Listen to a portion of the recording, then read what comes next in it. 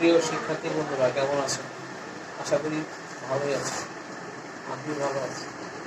আজকে আমরা অষ্টম শ্রেণীর সাধারণ গণিতের সেট নিয়ে আমরা আলোচনা করব।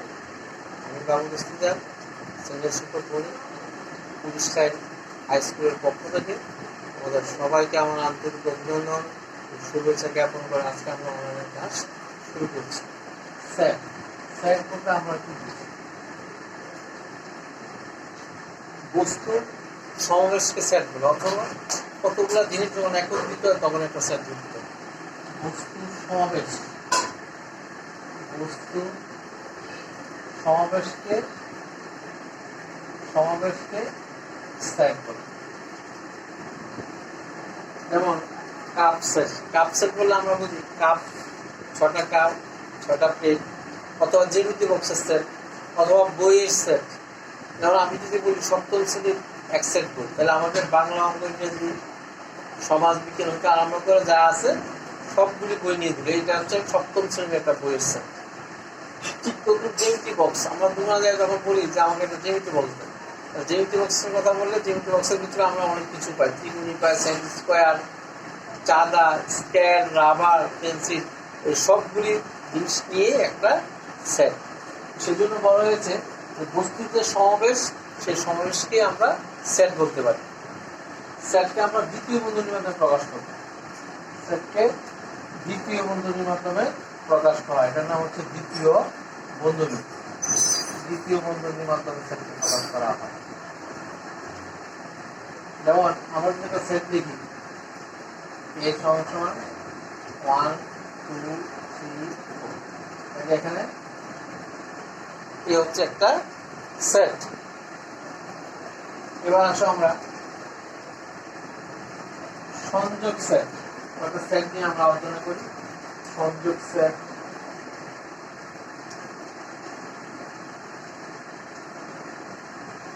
তারপর আছে স্যাডো সেট,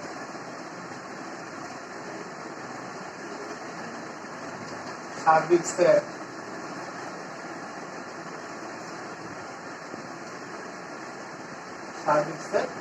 ইত্যাদি। সংযোগ সেট নিয়ে প্রথমে আমরা আলোচনা করি। সংযোগ সেট, সংযোগ বলতে কি বোঝায়? যোগ। সংযোগ সেট,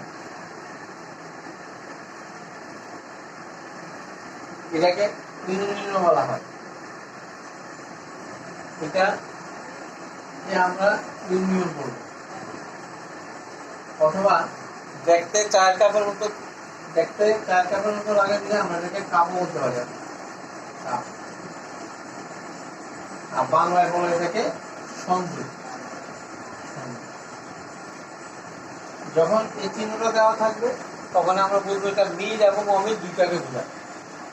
মিল এবং অমিল। যেমন আমি যদি একটা সেট লিখি, এই হচ্ছে 1 2 3 4, বি একটা সেট লিখলাম 3 4 5 6। এখন এই ইউনিয়ন বি যদি আমরা বের করি, এ ইউনিয়ন বি, তখন হবে 1 2 3 4 ইউনিয়ন 3, 4 5 6। তাহলে এই এ সেট আর বি সেটের মধ্যে একরকম কি আছে আমরা দেখতেছি, এখানে 3 আছে, এখানে 3 আছে, এখানে 4 আছে, এখানে 4 আছে। তাহলে আমরা কি বলছিলাম, যখন সংযোগ সেট হবে তখন মিলগুলি হবে এবং মিল ছাড়া যেগুলি আছে সেগুলি হবে। তাহলে আমরা কি লিখতে পারতেছি, 1 2 3 4 এখানে আছে, এখানে আছে, 3, 4, 5, 6। তাহলে আমরা সংযোগ সেটের সংজ্ঞাটা এভাবে বলতে পারি যে দুটি সেটের সকল উপাদান নিয়ে গঠিত সেটকে সংযোগ সেট বলা হয়। আবার বলি, দুটি সেটের সকল উপাদান নিয়ে গঠিত সেটকে সংযোগ সেট বলা হয়। সংযোগ সেটকে ইউনিয়ন দ্বারা প্রকাশ করা হয়। এটাকে আমরা কাপও বলতে পারি, অর্থাৎ এটা এ কাপ, বি, তাহলে আমরা কি পেলাম 1, 2, 3, 4, 5, 6। তাহলে এই ছিল সংযোগ সেট। এবার আমরা আসি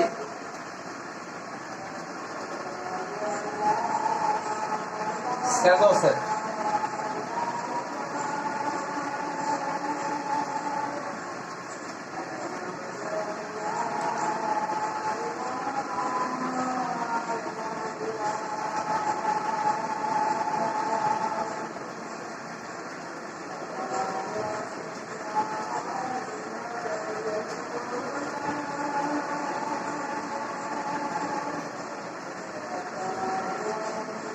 শ্যাডো সেট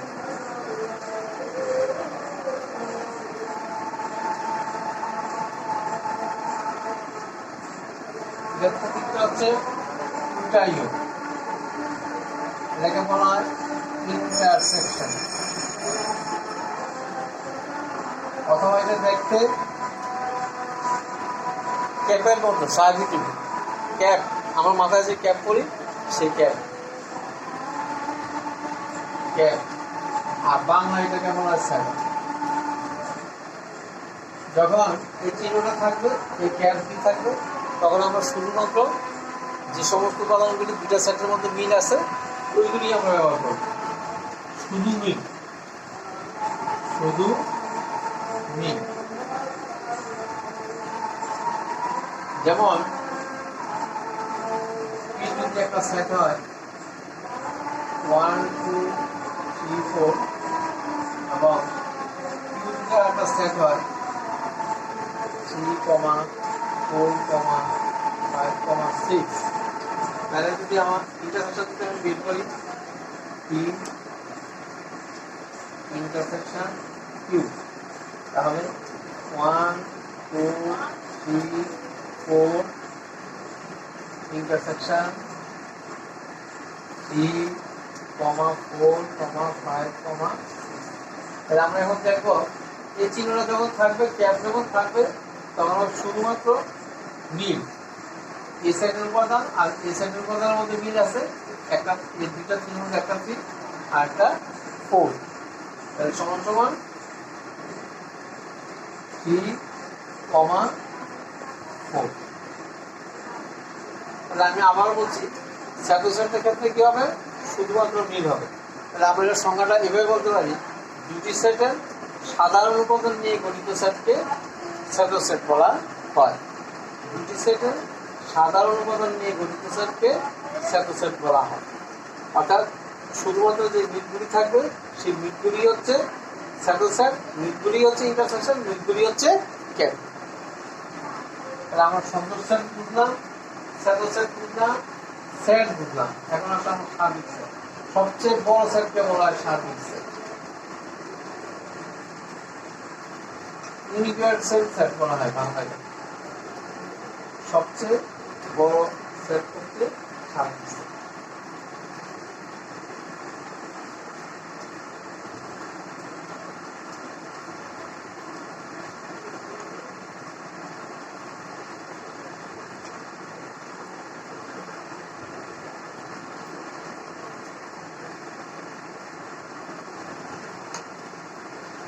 সার্বিক সেট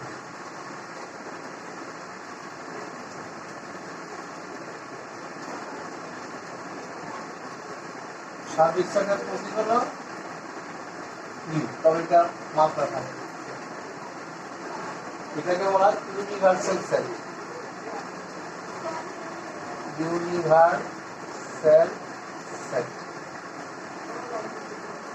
অর্থাৎ সবচেয়ে বড় সেট, সবচেয়ে বড় সেট।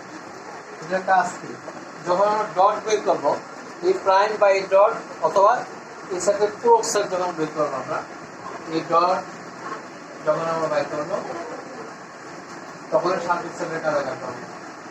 যেমন তুমি যদি 1, 2, 3, 4, 5, 6, 7, 8 হয় এবং এর যদি 1, 2, 3, 4 হয়, তাহলে আমাকে কি বলে এই প্রাইম অথবা এই ডট বের করার জন্য, তখন আমরা বের করবো এই ডট সমান সমান বড় ইউ, অর্থাৎ ইউনিভার্সাল সেট থেকে এ বাদ যাবে, এ বাদ যাবে। ডটের কাছে আমরা ক্লিয়ার বুঝতে পারছি, অথবা A close set, A dot, A prime অথবা এ সেটের ক্লোজ সেট করতে পারি আমরা। তখন ইউ উপাদান থেকে এ উপাদানগুলি আমরা বাদ দিব।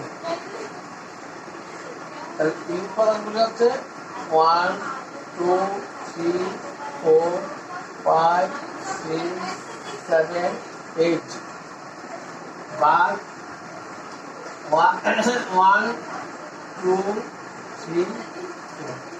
তাহলে সার্বিক সেট থেকে যদি আমরা এ সেটের উপাদানগুলি বাদ দেই তাহলে 5 6 7 8 থাকবে। তাহলে 5 6 7 8 এই হচ্ছে এ ডট অথবা এ প্রাইম।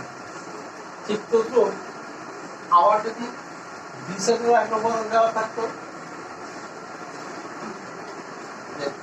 বি সেটের উপাদানগুলি যদি এরকম থাকতো 5 6 7 8, এবং যদি বলতো বি প্রাইম বের করার জন্য, বি প্রাইম বের করার জন্য, তখন আমরা লিখতাম যে ইউ বা বি, অর্থাৎ সার্বিক সেট থেকে আমরা বি এর উপাদানগুলি আমরা বাদ দিব। সার্বিক সেটটা ছিল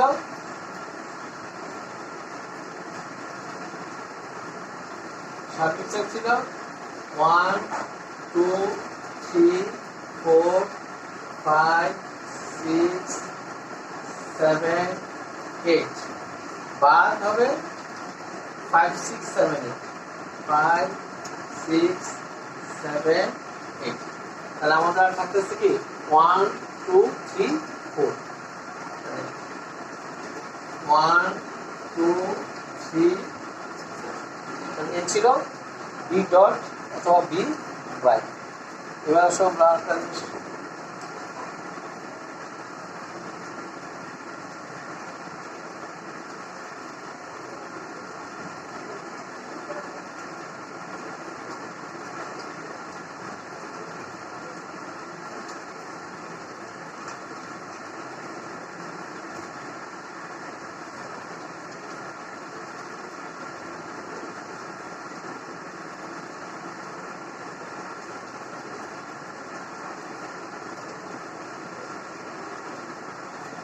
আমরা বাদের কিছু কাজ করব।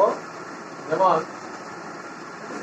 এই তিনটাকে বাদ বলা হয়, হ্যাঁ এটাকে আমরা বাদ বলবো। এভাবে দেওয়া যাবে, এভাবে দেওয়া যাবে, এভাবেও দেওয়া যাবে। যদি দুটা সেট এরকম হয়, কি হচ্ছে 1 2 3 4, কি হচ্ছে 3 4। যদি আমি পি বা কিউ নির্ণয় করি, পি বা কিউ নির্ণয় করি, তাহলে হবে এরকম দাঁড়াবে পি বা কিউ 1 2 3 4 বা 3 4। খেয়াল করে ব্যবহার করে। তাহলে এই বাদের কথার অর্থ হচ্ছে যে পি থেকে কিউর উপাদানগুলি আমরা বাদ দেব, যদি বাদ দেওয়া যায়। আর বাদ যদি দেওয়া না থাকে, না যায়, তাহলে পি এর যে উপাদানগুলি থাকবে সেই উপাদানগুলি এখানে বসে যাবে। তাহলে পি এর উপাদানগুলি ছিল 1 2 3 4, আর কিউর উপাদান ছিল 3 4।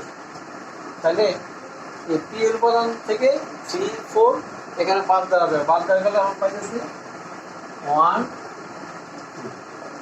তাহলে পি বা কিউ পেলাম আমরা 1 2। তারপরে আসো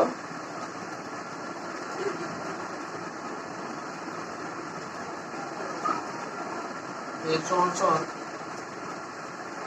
1 2 3, বি সমান সমান 4 5 6। যদি আমাকে বলে এ বা বি বের করার জন্য, আমাদের করে হচ্ছে 1 2 3 বা 4 5 6। খেয়াল করো, একটু খেয়াল করো। আমি তখন বলছিলাম যে এই চিহ্নটার অর্থ হচ্ছে এই থেকে আমরা বি এর উপাদানগুলি বাদ দিব, যদি বাদ দেওয়া যায়। আর যদি বাদ দেওয়া না যায় তাহলে এতে যে উপাদানগুলি থাকবে সেই উপাদানগুলি এখানে বসে যাবে। যেমন এখানে আছে এ উপাদান আছে 1,2,3 আর বি উপাদান আছে 4,5,6। তাহলে এর কোন উপাদান নাই যে বিতে আছে, অর্থাৎ বি এর কোন উপাদান নাই যে এতে আছে, অর্থাৎ বি এর কোন উপাদানে এর মধ্যে নেই। সুতরাং আমরা এটা লিখতে পারতেছি এবার বি সমান সমান 1,2,3। আবার বলি এই থেকে বি এর যে উপাদানগুলি আছে সেই উপাদানগুলি বাদ দেওয়া যাবে যদি এর মধ্যে বিদ্যমান থাকে, আর যদি এর মধ্যে বিদ্যমান না থাকে তাহলে এতে যে উপাদানগুলি আছে সেই উপাদানগুলি এখানে বসে যাবে। তারপরে আমরা আসি যদি উল্টাটা বলি যে বি বাদ এ, বি বাদ এ, তাহলে হবে বি এর উপাদানগুলি ছিল 4,5,6 বাদ 1,2,3। তাহলে আমরা কি বলছি না, এখন উল্টাটা আসি এবার বি থেকে এ উপাদানগুলি বাদ দেব যদি বাদ দেওয়া যায়। বি থেকে এ উপাদানগুলি আদৌ বাদ দেওয়া সম্ভব নয়। তাহলে এখন বিতে যে উপাদানগুলি আছে সেই উপাদানগুলি এখানে বসে যাবে, অর্থাৎ 4, 5, 6। তাহলে আমরা কি পেলাম, এবার বি পেলাম 1, 2, 3 আর বি বাদ দিয়ে পেলাম 4, 5।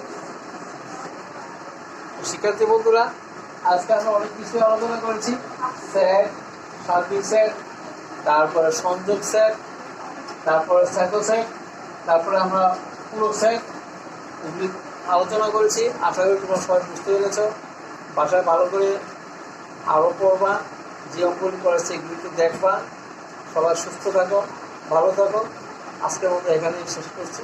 সবাইকে আমার শুভেচ্ছা ও অভিনন্দন জ্ঞাপন করে আজকের মতো কথা বলছি। সবাইকে ধন্যবাদ।